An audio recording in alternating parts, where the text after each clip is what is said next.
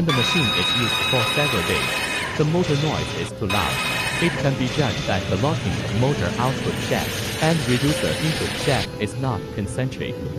Remove the fastening screws of the handle first.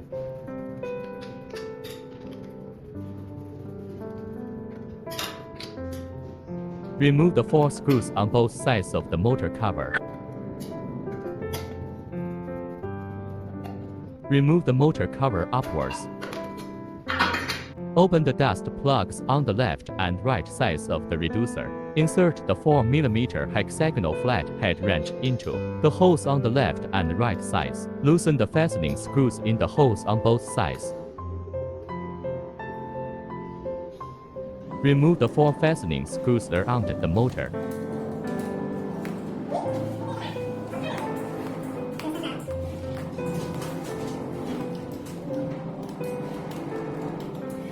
Pull the motor up and out. Check whether the motor sounds normally when idling. If there is any abnormality, it is the motor that needs to be returned to the factory for maintenance.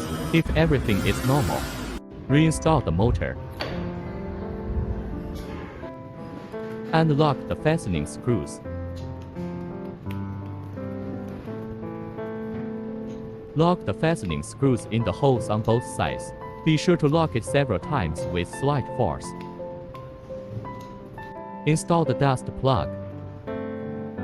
Install the handle screws. Be careful not to lock the screws at this time.